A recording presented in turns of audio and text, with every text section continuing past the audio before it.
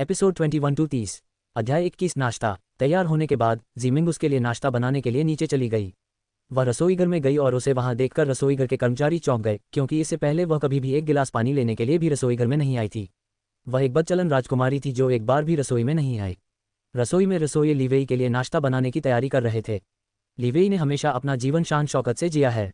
उन्होंने अपना खाना बनाने के लिए एक बेहतरीन शेफ रखा है। वह अपने खाने को लेकर बहुत नखरेबाज हैं और उनके स्वाद की बराबरी करना बहुत मुश्किल है।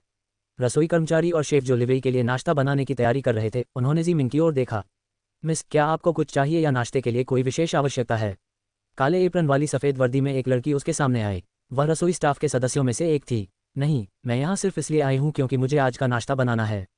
तो आप सब जाकर आराम कर सकते हैं, उसने विनम्र मुस्कान के साथ कहा। उसकी बातें सुनकर सभी कर्मचारी और प्रभारी शेफ ने भौहें चढ़ाईं और जीमिंग को प्रश्नवाचक दृष्टि से देखा।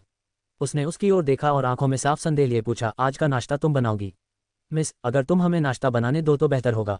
अगर कोई दिक्कत होगी तो मास्टर जी हमें डांटेंगे, तुम्हें नहीं, उसने विनम्र होते हुए कहा। लेकिन जीमिंग देख सकती थी कि वह स्पष्ट रूप से उसे देख रहा था। यहाँ तक कि बड़े बड़े शेफ्स को भी उनके गुस्से का सामना करना पड़ा है जब उनका खाना उनके स्वाद से मेल नहीं खाता। इसलिए जब उन्होंने कहा कि वो खाना बनाएंगी तो वे डर गए। अगर वह अच्छा खाना नहीं बनाती तो उन्हें इसके परिणाम भुगतने पड़ते। और वह किसी नामी शेफ से बेहतर खाना नहीं बना सकती। बटलर और यूमेई भी उसके पास आए और बोले, मिस, शेफ सही कह रहे हैं, आपको जाकर आराम करना चाहिए। उन्हें अपना काम करने दीजिए।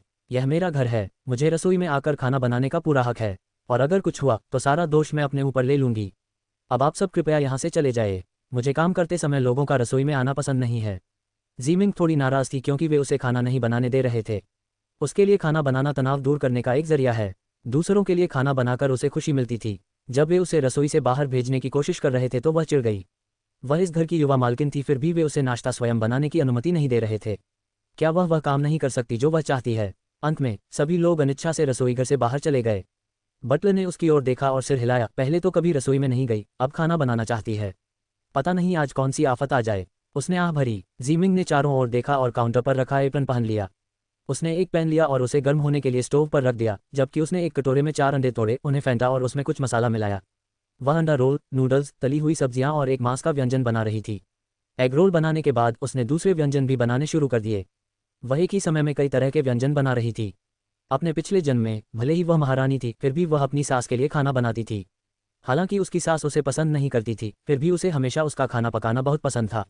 झाओ मिंग को भी उसके लिए खाना बनाना बहुत पसंद है और वह हमेशा सोचती थी कि एक दिन वह अपनी सास का दिल जीत लेगी, लेकिन ऐसा कभी नहीं हुआ। वह हमेशा उसके साथ नौकर की तरह व्यवहार करती थी और शियाओली को बहुत लाड़ प्यार करती थी, जिसने उसे कभी एक कप चाय भी नहीं दी। बर्तन बनाने के बाद वह मेज पर बर्तन रखने के लिए भोजन कक्ष में गई। तभी लिवेई एक साधारण सफ़ेद रंग की शर्ट और काले रंग की पतलून पहने नीचे आया। उसकी आस्तीन ऊपर चढ़ी हुई थी, जिससे उसकी नसें दिख रही थीं, जो उसे और अधिक आकर्षक और सेक्सी बना रही थीं। मेज पर बर्तन रखते समय उसने उसे अपनी ओर आते देखा। वह उसे घूरती रही, जो बेहद खूबसूरत और अलौकिक लग रहा था। वह हैरानी से मुंह खोले उसे देखती रही। जब उसने उसकी प्रतिक्रिया देखी तो वह बहुत प्रभावित हुआ। वह हंसा और उसके पास गया। उसने उसके हाथों से प्लेट लेकर मेज पर रख दी और पूछा, क्या तुम्हें ये पसंद है? वह अपनी नींद से जाग उठी और चौंक कर पूछा, क्या? उसने धीरता से जवाब दिया, मैं। उसने उसकी गहरी परिक्रमा करती आंखों को देखते हुए कहा। जैसे ही वह उसके करीब आया और उनके बीच की दूरी कम करने लगा, वह उसे घूरने लगी और उसका चेहरा उसकी तीखी टिप्पणी से लाल हो गया।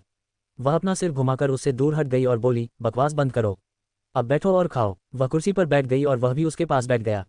उसने इस शानदार खाने को देखा और आश्चर्य से पूछा, ये सब तुमने बनाया है? सभी व्यंजन असली चीनी व्यंजन थे और वह हमेशा पश्चिमी नाश्ता खाता है। लेकिन अगर वह खुद बनाया हो तो उसे खाने में कोई आपत्ति नहीं है। हालांकि ये खाने के लिए बहुत सुंदर था। उसने मेज पर रखे व्यंजनों को प्रभावित और आश्चर्यचकित भाव से देखा। यहाँ तक कि बटलर, यूमेई और अन्य रसोई कर्मचारी भी उसके व्यंजन देखकर हैरान रह गए। उन्होंने कभी नहीं सोचा था कि वह इतना अच्छा खाना बना सकती है। जब जीमिंग ने उसकी अभिव्यक्ति को देखा तो वह संतुष्ट महसूस करने लगी और बोली, जरूर। उसके आश्चर्य भरे भाव को देखकर उसके चेहरे पर मुस्कान आ गई। उसे अपने खाना पकाने पर भरोसा है, विशेषकर अपने द्वारा बनाए गए भोजन पर। कुछ व्यंजन ऐसे थे जिनका आविष्कार उन्होंने स्वयं किया था और केवल वही इस व्यंजन का गुप्त नुस्खा जानती हैं। आज उसने केवल साधारण व्यंजन बनाए, लेकिन वे स्वादिष्ट थे और नाश्ते के लिए उपयुक्त थे। लिवेई ने अपनी चॉपस्टिक उठाए और सबसे पहले अंडे के रोल का स्वाद लिया, क्योंकि वे सबसे सुरक्षित विकल्प थे। हालांकि व्यंजन देखने में बहुत अच्छे लग रहे थे, लेकिन वह उनके स्वाद को लेकर चिंतित था। जब उसने एग रोल चखा तो उसने आश्चर्य से अपनी भौहें ऊपर उठा लीं। अंडा रोल अच्छी तरह से बना था, मुलायम और मसालेदार था। हालांकि अंडा रोल बनाना आसान था। इसके बाद उसने नूडल से सूप को देखा और उसे चखने के लिए चम्मच उठाया। जब उसने सूप पिया तो उसकी आंखें आश्चर्य से फैल गईं। उसने उसकी ओर देखा और पूछा, यह क्या है? ये तो अद्भुत है, मैंने अपने जीवन में ऐसा सूप कभी नहीं पिया। वह उत्साह में बोला। उसे कभी अंदाजा ही नहीं था कि ज़ीमिंग खाना बनाने में इतनी माहिर है। अगर उसे पहले पता होता तो उसे खाना बनाने के लिए इन रसोइयों की ज़रूरत ही नहीं पड़ती। उसकी पत्नी स्वयं इतनी अच्छी थी तो उसे उन रसोइयों की क्या ज़रूरत थी। ज़ीमिंग ने उसकी ओर देखा और हल्के से मुस्कुराई। ये चिकन सूप नूडल्स है। मैंने सोचा कि इसे नाश्ते में खाना बेहतर होगा क्योंकि इससे आपको पूरे दिन के लिए ऊर्जा मिलेगी क्योंकि आपको कार्यालय में बहुत सारा काम करना होगा। उसने उसकी प्लेट में मांस का एक टुकड़ा रखते हुए कहा। इसे भी आजमाओ। लिवेई ने खुशी खुशी नाश्ता खाया और वह अपने भोजन से संतुष्ट थी। बटलर कांग, रसोई में और भी खाना है, तुम सब भी खा सकते हो। ज़ीमिंग ने बटलर की तरफ देखा और उसे दूसरों के साथ खाने को कहा। बटलर कांग ने आश्चर्य से उसकी ओर देखा और विनम्रता से मना कर दिया। कोई बात नहीं मैडम, हम ठीक हैं। वह असहज महसूस कर रहा था क्योंकि यह वही ज़ीमिंग थी जो अतीत में हमेशा उनसे रूखेपन से बात करती थी और अब वह अचानक इतनी विनम्र हो गई थी। ठीक है, आप जा सकते हैं। लिवेई ने रुमाल से अपना मुंह पोंछते हुए हाथ हिलाया। बटलर कांग मुस्कुराते हुए और विनम्रतापूर्वक झुककर भोजन क्षेत्र से बाहर निकले। अध्याय 22 चलो घर चलें। खाना खाते समय लिवेई ने कहा, नाश्ते के बाद तैयार हो जाओ, हम घर जा रहे हैं। मिंग ने उलझन से पूछा, कहाँ? वह उसकी उलझन को समझ गया और समझाया, हम मेरे माता पिता और दादाजी से मिलने जा रहे हैं। तुम्हारे जागने के बाद वे तुमसे मिलना चाहते थे। जैसे ही उसने ये कहा वह चौंक गई। उसने मन ही मन सोचा, इतनी जल्दी? मैं अभी इस दुनिया में ढली नहीं हूँ और मुझे अपने ससुराल वालों से मिलना ही था। वह उसके माता पिता के बारे में अपनी नई नई यादों को खंगालने लगी। उसे याद आता है कि उसके दादा जिन परिवार के मुखिया हैं। मुखिया होने के नाते उनका प्रभाव बहुत खतरनाक है लेकिन उनके परिवार से बिल्कुल अलग है। और वह मिंग को खास तौर पर पसंद करते हैं क्योंकि वह उनकी पसंद थी। मिंग उनके सबसे अच्छे दोस्त ली कियांग की पोती थी। वह अपनी इस पोती पर बहुत लाड़ प्यार करते थे। मरने से पहले उन्होंने लीवेई के दादा से अपनी आखिरी इच्छा के तौर पर मिंग और लीवेई की शादी करवाने को कहा। मरने से पहले वह बस ये सुनिश्चित करना चाहते थे कि उनके न रहने पर भी उनकी पोती खुशी से रहे। क्योंकि उनकी बेटी की मौत के बाद उनके पति शी रोंग अपनी रखेल रोशी और अपनी बेटी शी शिनई को घर ले आए जो जीमिंग की ही उम्र की है। उसने अपनी बेटी को धोखा दिया और उसके नाम पर संपत्ति भी हड़प ली। और अपनी रखेल को घर लाने के बाद मिंग का जीवन उस घर में नर्क बन गया। मिंग ने सोचा, बेचारी जीमिंग, उसने बचपन में बहुत कष्ट झेले हैं और साथ ही उसकी शादी भी सफल नहीं रही। उसने दूसरे सदस्यों के बारे में भी याद करने की कोशिश की। लीवेई की दादी का देहांत हो चुका है और उसकी माँ जिन यू बेहद आकर्षक थीं। इस उम्र में भी वह अपनी शालीनता और सुंदरता के लिए जानी जाती थीं। उसे याद आया कि उसकी माँ उन्हें बहुत प्यार करती थी। वह उन्हें अपनी बेटी की तरह मानती थी। लेकिन इतना विश्वासघात सहने और अपने पिता और उनकी मालकिन से नफरत करते हुए बड़ी होने के बाद उनका व्यवहार कुछ रूखा हो गया था। वह उन्हें कभी माँ नहीं मानती थी और हमेशा उन्हें मैडम कहती थी। और जब मदर जिन ने उन्हें अपने दोस्तों से मिलवाने की कोशिश की तो वह उनसे घुल मिल नहीं पाईं और उनका अपमान करने लगीं। उनके रूखे व्यवहार के बाद मदर जिन ने मिंग से दूरी बना ली और लीवेई के पिता के बारे में उसे बस उनका नाम जिनहुई याद है। उसे याद आया कि सब उनसे डरते थे। उन्हें व्यापार जगत का मालिक माना जाता है। उन्हीं की बदौलत जिन समूह अपनी ऊंचाइयों पर पहुंचा है और उनके बाद लीवेई ने उसका नियंत्रण अपने हाथ में ले लिया है। लेकिन किसी कारण से उसे उनका चेहरा याद नहीं आ रहा है। उनका चेहरा उसे धुंधला सा लग रहा था। उसने सोचा, ऐसा यादों के आपस में मिल जाने के कारण हो रहा होगा। जब वह अपनी दुनिया में व्यस्त थी, लिवेई उसे और उसके उलझे हुए चेहरे को देख रहा था। उसने उसकी झिझक समझ ली और कहा, आराम करो, तुम्हें इतना सोचने की जरूरत नहीं है। अगर तुम नहीं जाना चाहती तो हम भी नहीं जाएंगे। ठीक है, मिंग ने तुरंत मना कर दिया। नहीं नहीं, मैं जाना चाहती हूँ। बात बस इतनी है कि कल ही मुझे अपनी यादें आईं, लेकिन कुछ बातें ऐसी हैं जो मुझे याद नहीं आ रही हैं। मैं तुम्हें तुम्हारे माता पिता के सामने शर्मिंदा नहीं करना चाहती। उसने सिर नीचे करते हुए कहा। उसने उसकी ओर देखा और हंसते हुए कहा, चिंता मत करो, वे तुम्हारी हालत के बारे में जानते हैं और मेरा परिवार इतना नाटकीय नहीं है। अब ज़्यादा मत सोचो और पहले से ही तैयार हो जाओ। उसने उसकी ओर देखा और सिर हिलाकर कहा, ठीक है। अध्याय 23 उसका परिवार। लिवेई नीचे उसका इंतजार कर रहा था। तैयार होकर वो भी नीचे आ गई। लिवेई ने उसे देखा तो दंग रह गया। बरगंडी रंग की लेस वाली ड्रेस में वो कमाल की लग रही थी। उसके काले बाल खुले हुए थे और उसके साथ रूबी जड़ित झुमके और एक साधारण सा दिल के आकार का पेंडेंट था। उसने बाएं हाथ में झुमकों वाली अंगूठी भी पहनी हुई थी और साथ में एक ब्रांडेड क्लच भी था जो उसके पूरे पहनावे पर जंच रहा था। हालांकि सब कुछ ब्रांडेड था, लेकिन बाकी चीज़ों को देखते हुए वो बहुत साधारण था। उसका स्टाइल पहले से बहुत अलग है। भारी मेकअप की बजाय उसने बहुत हल्का मेकअप किया था जिससे उसकी खूबसूरती और निखर गई। वो लिवेई की तरफ दोनों हाथों से अपना क्लच बैग पीठ के पीछे पकड़े, सीधी पीठ और सिर उठाए, बिल्कुल महारानी जैसी शक्तिशाली आभले शान से चली। कुछ देर तक वह उसे घूरता रहा और बोला, खूबसूरत। वह खिलखिलाकर हंसी और बोली, शुक्रिया। दोनों कुछ देर एक दूसरे को देखते रहे। उसके बाद मिंग को अचानक अपने तैयार होने का मकसद याद आया और उसने जल्दी से कहा, चलो चलें, वरना देर हो जाएगी और हमें उनके लिए तोहफे भी खरीदने हैं। हमारे पास ज़्यादा समय नहीं है और मैंने अभी तक कुछ सोचा भी नहीं है, उसने बेचैनी से कहा। उसने उसकी तरफ देखा और मुस्कुराया। उसे पहले इन सब बातों की कभी परवाह नहीं थी। वह उसके परिवार को कभी अपना नहीं समझती थी। वह हमेशा उसके माता पिता को सर और मैडम कहती थी, लेकिन अब वह वो सब कर रही थी जो एक बहू को करना चाहिए। उसने उसकी तरफ देखा और कहा, चिंता मत करो, मैंने सब तैयारी कर ली है, बस तुम्हें मेरे साथ चलना है। घबराओ मत, और हमें देर हो रही है, चलो, उसने उसका हाथ पकड़ते हुए कहा। उसने उससे हाथ मिलाया और कहा, तुम्हें मुझे ये बात पहले बता देनी चाहिए थी। तुम्हारी वजह से मेरे पास उपहारों का इंतजाम करने का समय नहीं है, और उन उपहारों का इंतजाम तुमने किया था, मैंने नहीं। यह मेरा फर्ज है और मैं इस मामले में बेईमान नहीं दिखना चाहती। उसने झुंझलाहट भरे भाव से कहा। उसने उसकी तरफ देखा और सोचा, वह सचमुच इस रिश्ते को एक मौका देना चाहती है। थोड़ी देर बाद उसने कहा, अगली बार तुम तोहफे तैयार कर लेना। फिलहाल चलो, तुम नहीं चाहती कि वे हमारा इंतजार करें, है ना? वह उसकी बात सुनकर घबरा गई और उसका इंतजार किए बिना ही बाहर निकल गई और बोली, चलो चलें। उसे इस तरह घबराते देख वह हंस पड़ा और उसके पीछे जाने से पहले उसने अपना सिर हिलाया। कार में जिन हवेली तक के पूरे सफर के दौरान वह बेचैन रही। जिन हवेली के अंदर सभी उनका इंतजार कर रहे थे। लिवेई ने उन्हें बताया कि उसे भूलने की बीमारी थी। हालांकि उसे अपनी याददाश्त वापस मिल गई थी, लेकिन कई बातें ऐसी हैं जो उसे याद नहीं हैं। जब दादाजी और माँ जिन को उसकी हालत के बारे में पता चला तो वे उसके लिए बहुत चिंतित हुए। हालांकि मिंग ने उन्हें कभी अपना परिवार नहीं माना, लेकिन वे उसे अपनी बेटी की तरह मानते थे। और जब लीवेई ने उन्हें बताया कि इस घटना के बाद वह अच्छी तरह बदल गई है और उनके रिश्ते में सुधार हो रहा है, तो वे खुश हुए। जब वे सोच ही रहे थे कि उसे कैसे सहज किया जाए, उसी समय एक दासी दौड़ती हुई उनके पास आए और उनके आगमन की सूचना दी। पिता जिन भी मौजूद थे, और उनके बगल में एक और युवक था। जब वे जिन हवेली के बाहर थे, मिंग इतनी घबराई हुई थी कि वह लगभग कांप रही थी। वह घबराई हुई थी क्योंकि पिछले जन्म में उसकी सास ने उसका जीवन नर्क बना दिया था। वह हमेशा एक माँ जैसी सास चाहती थी, क्योंकि उसकी माँ उसके जन्म के बाद ही चल बसी थी। लेकिन जब वह अपनी सास से मिली तो उसकी खुशी गायब हो गई। उसे उनसे केवल अपमान और बुरा व्यवहार ही मिला। उसने उन्हें कभी अपनी बहू के रूप में स्वीकार नहीं किया। ये सोचकर वह घबरा गई। हालांकि उसे याद है कि श्रीमती जिन एक अच्छी इंसान थी और हमेशा उनके साथ अच्छा व्यवहार करती थी, लेकिन उसे ये भी याद है कि मिंग ने उसके साथ क्या किया था। उसने कभी उनका अनादर नहीं किया, लेकिन कभी उन्हें अपने परिवार के करीबी सदस्य की तरह भी नहीं माना। इसलिए वह पिछली घटनाओं के कारण उनका सामना करने से घबरा रही थी। उसकी घबराहट को भांपते हुए उसने उसके हाथ पकड़े और थपथपाकर उसे आश्वस्त किया और फिर वे हवेली के अंदर चले गए। जब वे अंदर दाखिल हुए तो वहां मौजूद सभी परिवार के सदस्य उनका स्वागत करने के लिए खड़े हो गए। मदर जिन ने उन्हें और उनके हाथों को जो उन्होंने पकड़े हुए थे देखा और मुस्कुरा दी। जब मिंग ने अपनी सास को देखा तो उसने उन्हें एक ही नज़र में पहचान लिया।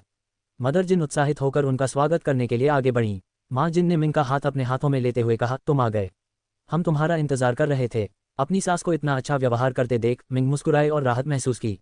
इससे पहले कि मदर जिन कुछ कहती, मिंग ने उन्हें 90 डिग्री का झुककर कहा, माँ को नमस्कार।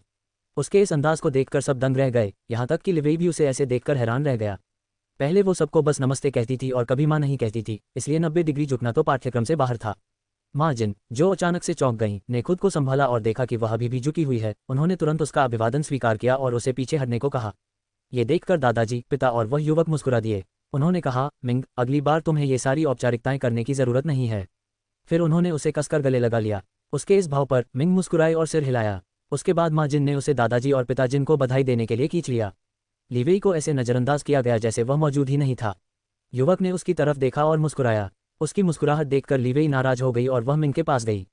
उसने भी उसी तरह दादाजी को बधाई दी और वह हंसा और बोला, ओह मेरी लड़की, तुम बहुत बदल गई हो। दादाजी तुमसे बहुत प्यार करते हैं, बहुत। आओ और अपने पिता को बधाई दो। फिर जब उसने दादाजी को बधाई दी तो उसने उनके पीछे एक आदमी को पाया जिसका चेहरा दादाजी के शरीर से ढका था। वह समझ गई कि वह लिवेई के पिता थे क्योंकि दादाजी ने उनकी ओर इशारा किया था। जैसे ही उसने दादाजी को पार किया तो वह दंग रह गई। जब सबने उसकी प्रतिक्रिया देखी तो वे सोच में पड़ गए कि उसे क्या हो गया है और उसकी निगाहों का पीछा करते हुए उन्हें सिर्फ फादर जिन ही दिखाई दिए। लेकिन मिंग के चेहरे पर ऐसा भाव क्यों था? क्या वो उससे डरती है? फादर जिन भी उसकी प्रतिक्रिया देखकर हैरान थे। मदर जिन ने उसे थोड़ा नर्म नजरों से देखा।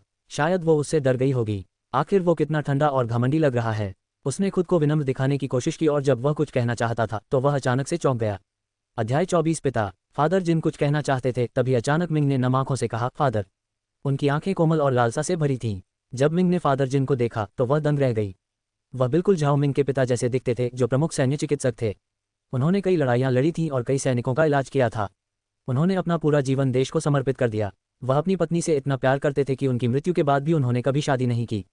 और वह अपनी बेटी से भी बहुत प्यार करते थे और हेर को एक राजकुमारी की तरह लाड़ प्यार करते थे। उन्होंने उसे सबके खिलाफ पढ़ने की अनुमति दी, क्योंकि प्राचीन काल में लड़कियों को पढ़ने की अनुमति नहीं थी।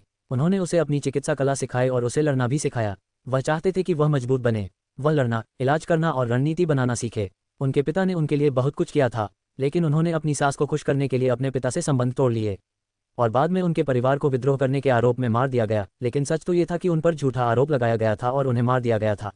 और महारानी होने के बावजूद वह अपने परिवार का अंत अपनी आंखों से देखने के अलावा कुछ नहीं कर सकी। उन्हें उनके लिए शोक मनाने की भी अनुमति नहीं थी। जब उनकी मृत्यु हुई तो उनके जीवन का सबसे बड़ा अफसोस यही था कि उन्होंने अपने परिवार और पिता के लिए कुछ भी नहीं किया। लेकिन अब जब उसने फादर जिन को देखा तो वह हैरान रह गई और अपनी भावनाओं पर काबू नहीं रख पाए। उसने उन्हें प्यार से फादर कहा। उसका स्वर कोमल और प्रेमपूर्ण था। सभी उसे हैरानी से देख रहे थे, यहाँ तक कि लिवेई भी। लेकिन वह अपने पिता को देख रही थी। अनजाने में ही उसकी आंखों से आंसू बहने लगे। वह कांप रही थी। जब सबने उसे देखा तो वे चिंतित हो गए। लिवेई उसके पास आया और उसका हाथ पकड़कर चिंतित होकर पूछा, क्या तुम ठीक हो? क्या तुम्हारी तबीयत ठीक नहीं है? क्या हमें अस्पताल चलना चाहिए? कोई जवाब न मिलने पर वह परेशान और चिंतित हो गया। वह उसे अस्पताल ले जाने ही वाला था कि अचानक वह उसके पिता की ओर दौड़ी और उन्हें कसकर गले लगा लिया। अंडस्को, वह स्तब्ध रह गया। वह उसके पास खड़ा था, लेकिन वह दौड़कर उसके पिता से लिपट गई। सब भी हैरान थे। माँ जिन और दादाजी ने एक दूसरे को देखा और फिर पिता जिन को। पिता जिन एक साथ हैरान और उलझन में थे। उसे क्या हो गया है? उसने तो उन्हें कभी पिता नहीं कहा और अब वह उन्हें गले भी लगा रही है। सब हैरान भाव से उसे देखने लगे। मिंग इस जन्म में अपने पिता को देखकर बहुत खुश थी। वह बुरी तरह रो रही थी और सिसकते हुए वह बस पापा कहती है और फिर रोने लगती है। वह उस दर्द और अपराध बोध को बयां नहीं कर पा रही है जो उसने पिछले जन्म में झेला था, या अपने पिता से दोबारा मिलने की खुशी को। जब लिवेई ने उसे अपने पिता से गले मिलते देखा तो उसे अजीब सा लगा। उसने उसे अपने से अलग कर दिया और उसे शांत करने के लिए गले लगाया, लेकिन वह रोती रही और सिसकती रही। सब उसे दयनीय दृष्टि से देख रहे थे।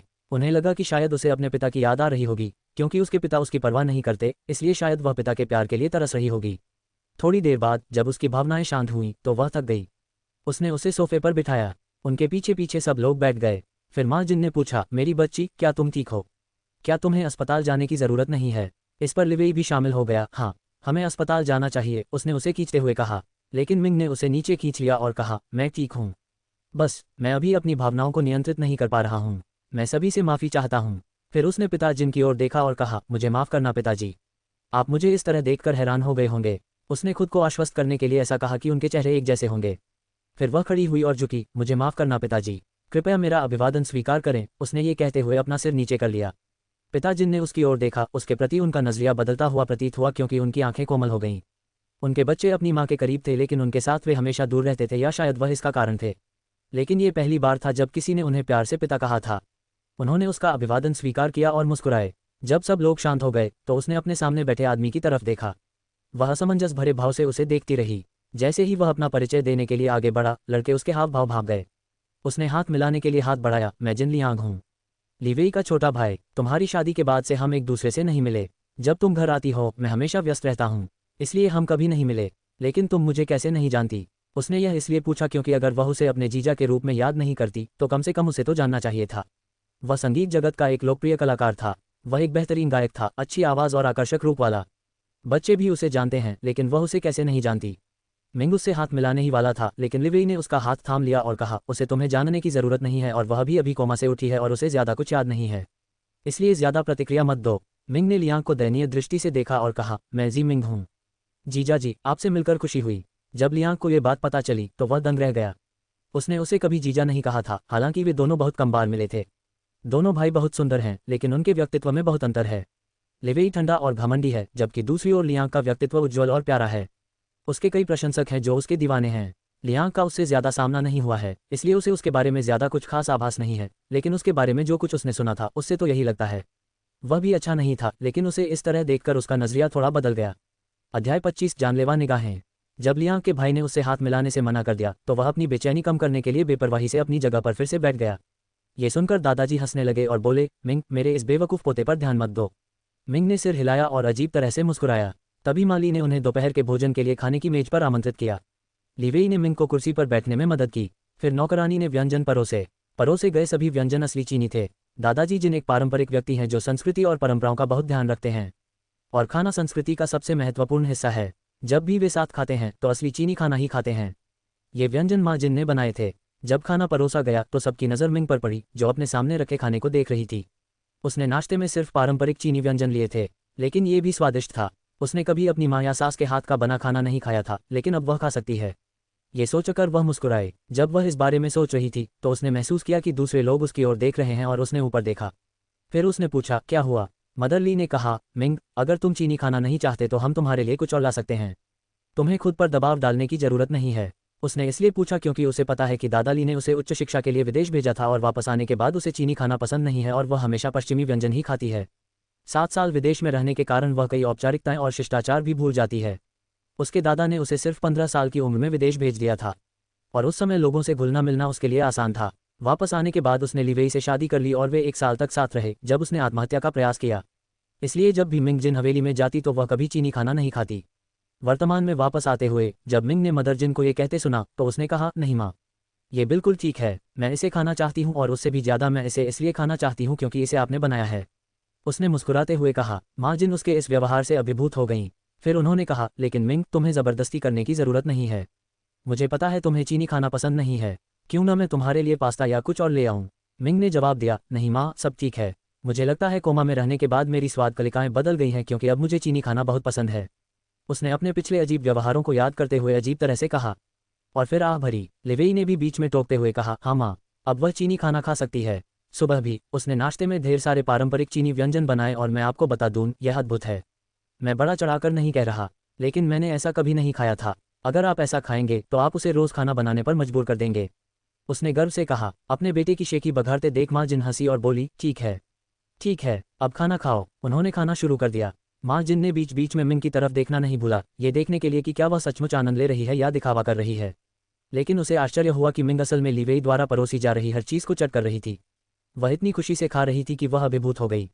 और उसका बेटा अब सच्चा पति बन गया है। उसे अपने इस विचार पर हंसी आ गई। खाना खाते हुए सबकी नज़रें मिंग पर टिकी थीं क्योंकि उसका खाना खाने का तरीका बहुत ही सुंदर और सलीके से था। यह उसके जैसा बिल्कुल नहीं था। वह सीधी होकर बैठी थी, गोद में नैपकिन रखे हुए, उसकी चॉपस्टिक ऐसे काम कर रही थी जैसे वह नाच रही हो। वह बड़े ही शानदार तरीके से खाना चबा रही थी। ये नज़ारा देखकर सब हैरान रह गए, खासकर जिन लियांग। वह खाते हुए बहुत खूबसूरत लग रही थी। उसने कभी किसी औरत को खाते हुए इतना खूबसूरत नहीं देखा था। उसने उसे मुंह खोले हुए खाते हुए देखा। वह अपनी मदहोशी में था कि अचानक उसे किसी की ठंडी नज़रों का एहसास हुआ। वह डर के मारे पलटा और लगभग उछल पड़ा। उसका भाई उसे जानलेवा नज़रों से घूर रहा था। उसने तुरंत अपनी नज़रें हटा लीं और अपने खाने पर ध्यान केंद्रित किया। अध्याय 26 विरासत। ली वेई खाने के बाद दादाजी और पिताजी बिजनेस की बातें करने के लिए स्टडी रूम में चले गए। जिन लियांग अपने कमरे में चले गए क्योंकि स्टडी रूम में उनके पास करने के लिए कुछ नहीं था। और माँ जिन और मिंग लिविंग रूम में बातें कर रहे थे। माँ जिन मिंग को ली वेई के बचपन की कहानियाँ सुना रही थी और मिंग उन पर हंस रहा था। माँ जिन ने उन्हें लियांग के बारे में भी बताया।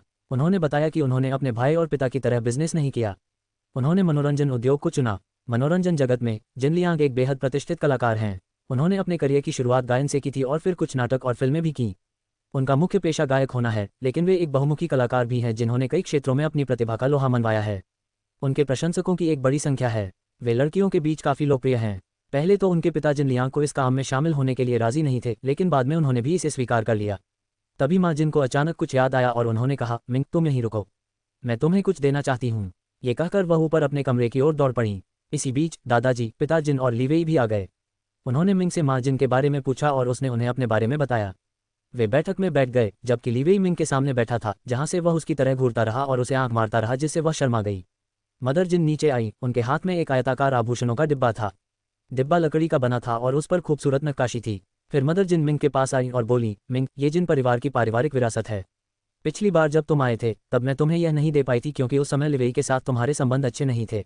लेकिन अब तुम दोनों ने एक दूसरे को स्वीकार कर लिया है।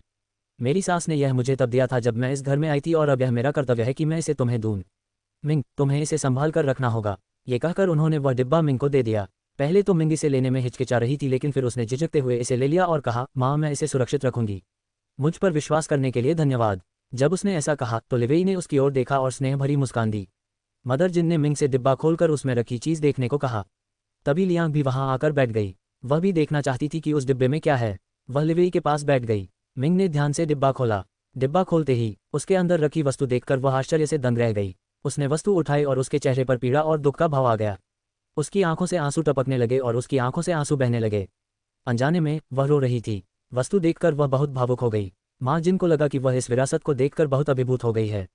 आखिरकार यह कोई साधारण आभूषण नहीं है, बल्कि इसमें भावी कुलमाता का दर्जा और घर की जिम्मेदारी समाहित है। उसे रोता देख सब हैरान हो गए और लिवेई घबरा गया कि वह फिर से गहने का टुकड़ा देखकर क्यों रो रही है। माँ जून ने उसे समझाया कि यह सामान्य है। ये बहुत भावुक क्षण था, लेकिन मिंग कुछ और ही सोच रही थी। वह इसलिए नहीं रो रही थी कि वे उसे विरासत की चीज़ दे रहे थे, बल्कि इसलिए कि वह उसकी थी। अध्याय 27 जलता हुआ जुनून। जब मिंग ने डिब्बा खोला तो उसके अंदर रखी चीज़ देखकर दंग रह गई। वो एक हेयरपिन थी। उसकी हेयरपिन, वो सुनहरा हेयरपिन था जिस पर कई कलात्मक नक्काशी की गई थी और कोने में उस पर जेड पत्थर लगा था जिस पर भी नक्काशी की गई थी। वो वाकई कला का एक नमूना था। जब मदर जिन ने उसे अपनी विरासत बताकर यह पिन दी तो वह दंग रह गई, क्योंकि यह उसकी हेयरपिन थी जो उसे महारानी बनने पर मिली थी। ये पिन उसकी सास ने सम्राट या दादा के आदेश पर अनिच्छा से उसे दी थी। यह हेयरपिन महारानी का प्रतिनिधि था। वह हमेशा इस हेयरपिन से प्यार करती थी और इसे बहुत संभाल कर रखती थी। लेकिन अब जब उसने उसे देखा, क्योंकि यह उसे जिन परिवार की विरासत के रूप में मिला था, तो उसके दिल में एक दर्द सा उठा। ये पिन न केवल भौतिक है बल्कि इसका एक भावनात्मक अर्थ भी है। पिछले जन्म में यह उसका था, लेकिन इस जन्म में भी यह उसके पास आया है। वह रोने लगी। वह हेयरपिन को घूरती रही और उसकी आंखों से आंसू बह रहे थे। अपनी भावनाओं को शांत करने के बाद उसने माँ जिन को गले लगाया और कहा, माँ, यह मेरे जीवन का सबसे अच्छा उपहार है। मैं इसे हमेशा संभाल कर रखूंगी। चिंता मत करो। मदर जिन मिंग की प्रतिक्रिया से संतुष्ट थीं। अगर मिंग ने लापरवाही दिखाई होती या उसे सिर्फ एक साधारण गहने की तरह समझा होता तो वह नाराज हो जाती, क्योंकि अगली पीढ़ी को कोई चीज़ देना आसान नहीं होता और ये देखकर बुरा लगता है कि वे अपनी शिक्षाओं या चीज़ों की कद्र नहीं करते। लेकिन जब मिंग रोने लगी तो उन्हें खुशी हुई, क्योंकि उन्हें मिंग की ईमानदारी का एहसास हुआ। उसके बाद लिवेई भी मिंग के पास गया और बोला, खुश। मिंग ने सिर हिलाया। माँ जिन नहीं चाहती थी कि वे जल्दी चले जाएं, इसलिए उन्होंने मिंग को रुकने के लिए मना लिया, क्योंकि लिवेई कभी जिन हवेली में नहीं रुका था, लेकिन अगर मिंग रुकेगा तो उसे भी रुकना होगा। अंत में दोनों जिन हवेली में रुके। माँ जिन ने मिंग को लिवेई का कमरा दिखाया, जहाँ माँ जिन ने मिंग के लिए सभी ज़रूरी सामान और कपड़े पहले से ही तैयार कर रखे थे, मानो उन्होंने पहले से ही सब कुछ प्लान कर रखा था। सबके साथ बातचीत और खाना खाने के बाद मिंग अपने कमरे में चली गई और लिवेई अपने दादाजी से बात करने के लिए पढ़ाई करने चला गया। कमरे में पहुंचकर मिंग नहाने के लिए बाथरूम में चली गई। उसके कपड़े बिस्तर पर पड़े थे। जब वह नहा रही थी, लिवेई कमरे में आया। उसने देखा कि मिंग नहा रही थी और जैसे ही वह मुड़ा, उसने बिस्तर पर उसके कपड़े देखे। उसके होंठों पर एक शैतानी मुस्कान आ गई। मिंग ने नहाकर सफ़ेद रंग का बाथरोब पहन लिया। उसके नीचे उसने कुछ भी नहीं पहना था। पिछले जन्म में उसे नहाने में मदद के लिए नौकरानियां मिलती थीं, लेकिन अब उसे ही सब कुछ करना पड़ता है। लेकिन फिर भी यह उससे बेहतर है। किसी और का उसे नहाते हुए देखना कितना डरावना है। कमरे में किसी की मौजूदगी से अनजान उसने दरवाज़ा खोला और बाथरोब पहनकर अपने कपड़े पहनने के लिए बाहर चली गई। जब वह बाहर निकली और अपने बिस्तर की ओर मुड़ी तो वह स्तब्ध रह गई। उसके अचानक प्रकट होने से वह बुरी तरह डर गई। उसने अपने कपड़े जो उसके हाथों में थे और उसकी शैतानी मुस्कान को देखा। जब वह वापस बाथरूम की ओर भागने लगी तो एक मजबूत हाथ ने उसकी बाँह पकड़ी और उसे अपनी ओर खींच लिया। उसकी नाक उसकी छाती से टकराए। उसने उसकी मर्दाना गंध को सूंघा। ये सुनकर लिवेई ने उसकी ओर देखा और हंस दिया। तभी उसे हकीकत का एहसास हुआ। उसने उससे अलग होने की कोशिश की, लेकिन उसने उसे बहुत कसकर गले लगा लिया था। आखिरकार उसकी सारी कोशिशें नाकाम रहीं और थककर उसने उसे अपनी बाहों में भर लिया। उसके इस अंदाज पर उसने उसे जलती हुई वासना और चाहत से देखा। अध्याय 28। ये गुदगुदी करता है। उसने उसकी फीनिक्स जैसी आंखों से देखा और उसके मुलायम गुलाबी होंठों को चूमने के लिए नीचे झुका। जैसे ही उसने अपने होंठ उसके होंठों से रगड़े, वह सिहर उठी। उसने एक कोमल और कोमल चुंबन से शुरुआत की और फिर एक जोशीले चुंबन में बदल गया। उसने उसे चाटा और उसके होंठों को काटा। जैसे ही उसने उसके होंठों को काटा, उसने एक कराह भरी जिससे उसका जोश और बढ़ गया और उसने अपनी जीभ उसके मुंह में डालकर उसके हर कोने को चाटा। उसने उसकी जीभ अपनी जीभ से पकड़ी और उसे चूसा। ये सुनकर मिंग खुद को रोक नहीं पाए और कराह उठी। चुंबन से वह कमजोर होती जा रही थी। उसके पैर लड़खड़ा रहे थे और वह ठीक से खड़ी होने में लड़खड़ा रही थी। उसने उसे कसकर पकड़ रखा था ताकि वह गिर न जाए। लिवेई ही था जिसने उसे सांस लेने की जगह देने के लिए चुंबन तोड़ा। उसने उसके लाल हो चुके गालों और उसके गुलाबी होंठों को देखा जिन्हें उसने अभी अभी चूमा था। वह खुद पर काबू नहीं रख पाया। जब वह अपना सिर उसके कंधे पर टिकाए हुए थी, उसने झुककर उसके कानों को कुतरना शुरू कर दिया। किसी ने कहा था कि औरतों के कान बहुत संवेदनशील होते हैं और यह सच था। वह उसकी प्रतिक्रिया देखकर हैरान रह गया। इस हरकत पर मिंग ने उसके कंधों को कसकर पकड़ लिया और कराहते हुए अपने पूरे शरीर में बिजली का झटका मारा, जिससे वह कांप उठा। फिर उसने उसके कानों को चूसा और काटा। धीरे धीरे वह उसकी गर्दन तक गया और उसे चाटने और चूसने लगा, जिससे उसके शरीर पर निशान बन गए। फिर वह उसके कॉलरबोन तक गया और उसने भी वैसा ही किया। उसके हाथ खुद पर काबू नहीं रख पा रहे थे और उसकी कमर से नीचे उसके शरीर को सहला रहे थे, जबकि वह उसकी गर्दन और कॉलरबोन और फिर होंठों को चूमने में व्यस्त था। उसके हाथ उसकी पीठ सहला रहे थे और जैसे ही वे नीचे की ओर बढ़े, उसे बाथरोब से उसके नंगे नितंबों का एहसास हुआ और उसके भाई ने तुरंत प्रतिक्रिया दी। उसने उसके नितंबों को सहलाना शुरू किया और फिर उन्हें कसकर भींच लिया, खुद पर काबू नहीं रख पाया। इस हरकत से मिंग अचानक अपनी तंद्रा से जाग उठी, क्योंकि उसे याद आया कि वे क्या कर रहे थे। उसने तुरंत खुद को संभाला और उसे घूरा और ज़मीन पर गिरे अपने कपड़े उठाए और उसे घूरती हुई बाथरूम में चली गई। उसने कुछ कहा भी नहीं। वह हैरानी से वहीं खड़ा रहा। सब कुछ इतनी तेजी से हुआ कि उसे कुछ भी कहने का मौका ही नहीं मिला। उसने अपने सिर पर हथेली मारी और बोला, अरे, मुझे खुद पर काबू रखना चाहिए था। शायद वो मुझे और चूमने देती। फिर उसने भी कपड़े बदल लिए और उसके बाद जब मिंग कमरे में आई तो उसने उसे घूरते हुए कहा, लिवेई, हमने आगे न जाने का फैसला किया है ना? लेकिन तुमने अभी अभी वह वादा तोड़ दिया। सजा के तौर पर तुम मुझे एक हफ्ते तक चूम नहीं सकते। इस पर लिवेई घबरा गया और बोला, नहीं नहीं बेबी, मैं ऐसा कभी नहीं करूँगा। मैं खुद पर काबू नहीं रख पा रहा हूँ। तुम भी करा रही हो तो मुझे लगा कि तुम भी मजा ले रही हो। तुम सब कुछ मुझ पर दोष नहीं दे सकती। तुम मुझे एक हफ्ते तक तुम्हें चूमने से नहीं रोक सकती। उसने होंठ फुलाते हुए कहा। उसने शर्मिंदगी से उसकी तरफ देखा और कहा, तुम बहुत बेशर्म हो लिवेई। मुझे मज़ा नहीं आ रहा था। ये बस गुदगुदी करता है। हाँ, गुदगुदी करता है। बस मैं इसलिए नहीं करा रही थी कि मुझे मज़ा आ रहा है, बल्कि इसलिए करा रही थी क्योंकि मुझे गुदगुदी हो रही थी। लीवेई की भौहें ऊपर उठ गईं जब उसने उसकी बेकार की दलीलें सुनी और पलटकर कहा, मिंग, गुदगुदी से कई चीज़ें होती हैं। ये सिर्फ एक साधारण गुदगुदी नहीं है, बल्कि एक एहसास है जो तब होता है जब कोई आनंद ले रहा होता है। उसने उसकी बेशर्मी देखी, उसके पास कहने को कुछ नहीं था। फिर उसने उसे घूरा और बिस्तर पर चली गई। उसने एक आवाज़ निकाली, टीएस्क, और फिर एक शानदार चुंबन के बाद वह भी बिस्तर पर चला गया। जब वह बिस्तर पर गया तो वह पहले ही सो चुकी थी और उसने धीरे से उसके माथे को चूमा और कहा, शुभ रात्रि मेरी प्यारी। अध्याय 29। मैं तुम पर विश्वास करता हूँ। जी राजवंश, वह कैसी हैं? जी चेंग ने शाही डॉक्टर से पूछा। डॉक्टर ने झुककर जवाब दिया, महाराज, महारानी की हालत ठीक नहीं है। पानी में डूबने के बाद हमने उन्हें किसी तरह बचा लिया, लेकिन हमें अभी भी नहीं पता कि वह कब उठेंगी। उन्होंने झुककर जवाब दिया। जी चेंग ने अपने सामने पीली लड़की को देखा। वह जी राजवंश की महारानी और उनकी पत्नी थी, जिन्होंने तालाब में डूबकर अपराध बोध से आत्महत्या करने का प्रयास किया था। महल में सभी ने यह मान लिया कि उसने आत्महत्या का प्रयास किया क्योंकि उसके अपने अंगरक्षक के साथ अनैतिक संबंध थे, और जब सम्राट ने उसके इस बेशर्म कृत्य को पकड़ लिया तो उसने अपमान से बचने के लिए आत्महत्या करने की कोशिश की। जी चेंग ने कोमल निगाहों से झाओ मिंग को देखा और कहा, मुझे तुम पर विश्वास है, मिंग। उसने कोमल निगाहों से उसे देखा। तभी दरवाजे पर दस्तक हुई और एक हिजड़ा ये कहते हुए आया कि उसकी माँ ने उसे बात करने के लिए बुलाया है। उसकी आंखें ठंडी पड़ गईं। वह उठा और झाओ मिंग की तरफ फिर से देखा और कमरे से बाहर चला गया। जिन हवेली। सुबह जब लीवेई उठा तो उसने देखा कि मिंग वहां नहीं थी। वह उसे ढूंढने नीचे गया, तभी उसकी नज़र साइड टेबल पर एक नोट पर पड़ी। उसमें लिखा था, फ्रेश होकर नीचे नाश्ते के लिए आना, और वहां दिल भी बना हुआ था।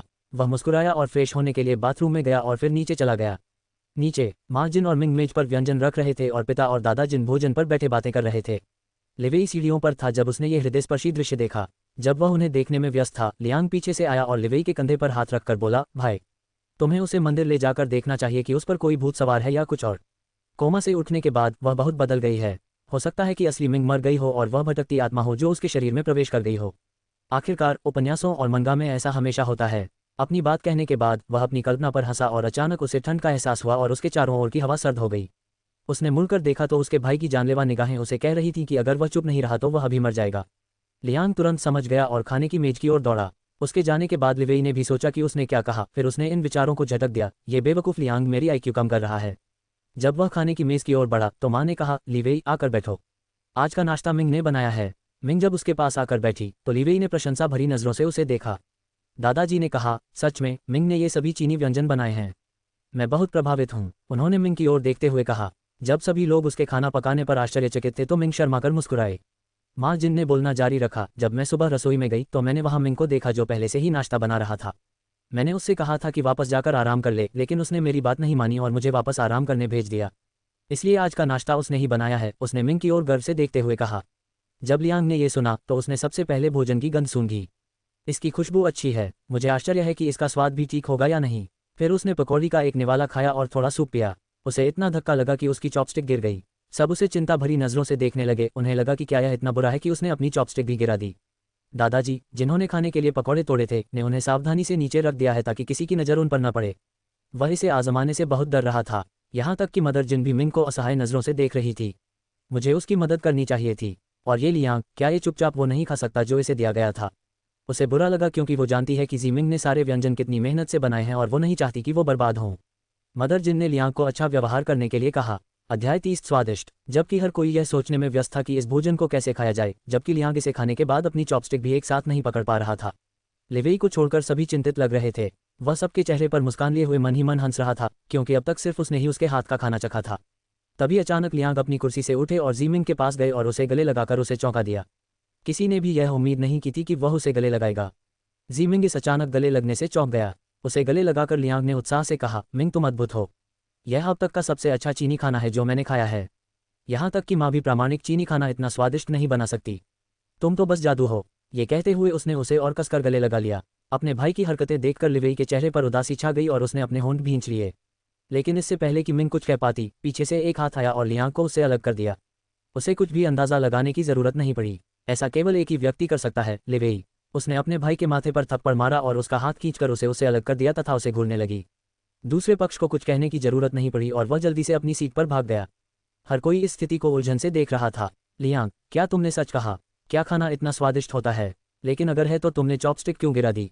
सच सच बताओ, क्या तुम सच में तारीफ कर रहे हो या? दादाजी ने संदेह से पूछा। जीमिंग ने मुंह खोले दादाजी की तरफ देखा। उसे समझ नहीं आ रहा था कि इस स्थिति में हंसे या रोए।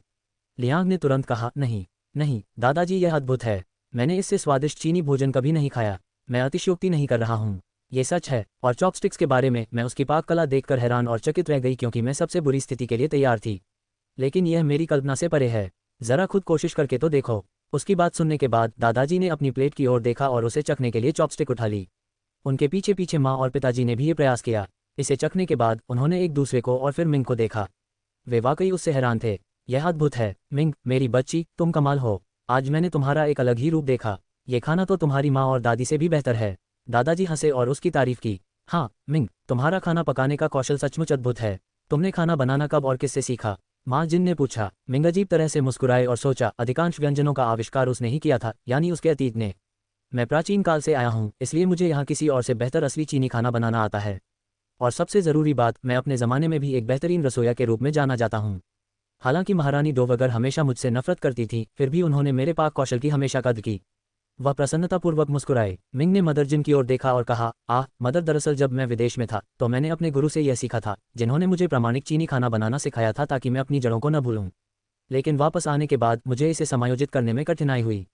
लेकिन अब मैं इसकी आदी हो गई हूँ, इसलिए मैंने सभी के लिए खाना पकाने का फैसला किया, उसने अजीब तरह से मुस्कुराते हुए कहा। उसने अपने हाथों को कसकर भींच लिया क्योंकि वह अपने बहाने पर विश्वास करने की उम्मीद कर रही थी। आपने चाहे किसी से भी सीखा हो, लेकिन खाना तो आप ही बना रहे हैं और सिर्फ सीखकर कोई इस तरह खाना नहीं बना सकता। मिंग, खाना पकाने में तुम्हारी पकड़ बहुत अच्छी है। मुझे तुमसे कुछ टिप्स लेने चाहिए, उसने हंसते हुए कहा। यहाँ तक कि पिता जिन ने भी इस बात पर सिर हिलाया। नहीं माँ, प्लीज़ मेरा मजाक मत उड़ाए। मैं आपको टिप्स देने के काबिल नहीं हूँ, मुझे आपसे टिप्स लेनी चाहिए। क्योंकि मैं चीनी खाना तो बना सकती हूँ, लेकिन मुझे अभी पश्चिमी व्यंजन सीखने की ज़रूरत है। आखिरकार लिवेई हमेशा पश्चिमी व्यंजन ही खाता है, इसलिए मुझे भी सीखना चाहिए, मिंग ने शर्माते हुए कहा। उसकी इस चिंता पर मदर जिन ने उसे प्यार से देखा और लिवेई भी उसे देख रहा था। माँ जिन खुश थी कि जिमिंग अपनी जिम्मेदारियों को समझ रही थी और उनके रिश्ते को बेहतर बनाने के लिए प्रयास कर रही थी। कोई भी माँ ये देखकर खुश होगी कि उसकी जगह उसकी बहू उसके बेटे का ख्याल रखे। उसने सोचा, अब मैं लिवेई के बारे में निश्चिंत हो सकती हूँ। अब उसकी देखभाल करने वाला कोई है। उसके बाद सबने आपस में बातें करते हुए खुशी खुशी नाश्ता किया और इस तरह उनका नाश्ता आराम से हो गया। नाश्ता करने के बाद मिंग और लिवेई विदा लेकर अपने घर चले गए। माँ जिन उन्हें जाने देने के लिए तैयार नहीं थी, लेकिन आखिरकार मान गईं। दूसरी ओर लियांग ने चुपके से मिंग का नंबर उससे ले लिया ताकि वह कभी भी स्वादिष्ट भोजन खा सके और वह उसे दिलचस्प भी लगे। और उसने इसे गुप्त रूप से इसलिए लिया क्योंकि वह जानता था कि यदि उसने उसे मना कर दिया तो उसका भाई उसे मार डालेगा। आगे की कहानी सुनाने के एम स्टोरी वर्ल्ड सब्सक्राइब करो।